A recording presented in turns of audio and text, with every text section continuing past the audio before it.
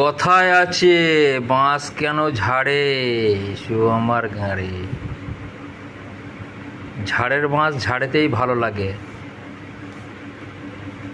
যখন কুড়কুড়ায় তখন টেনে নেয়।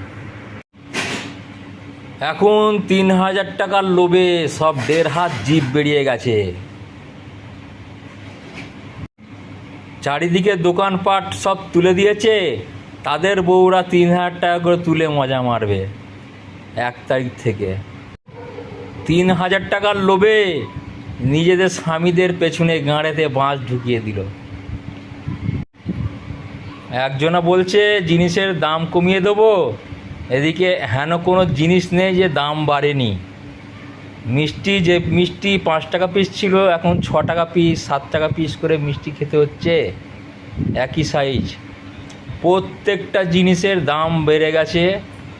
যে জিনিসের দাম বাড়ে সেই জিনিসের দাম কোনোদিন কমে? কোনোদিন কমবে না। মোদি নোটবন্দির সময় বলেছিল সবার অ্যাকাউন্টে ১৫ লাখ টাকা করে ঢুকিয়ে দেব।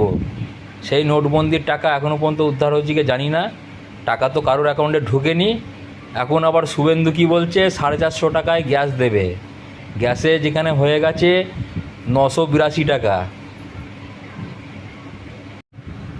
ভিডিওটা ভালো লাগলে অবশ্যই শেয়ার কমেন্ট লাইক করে দিও বন্ধুরা।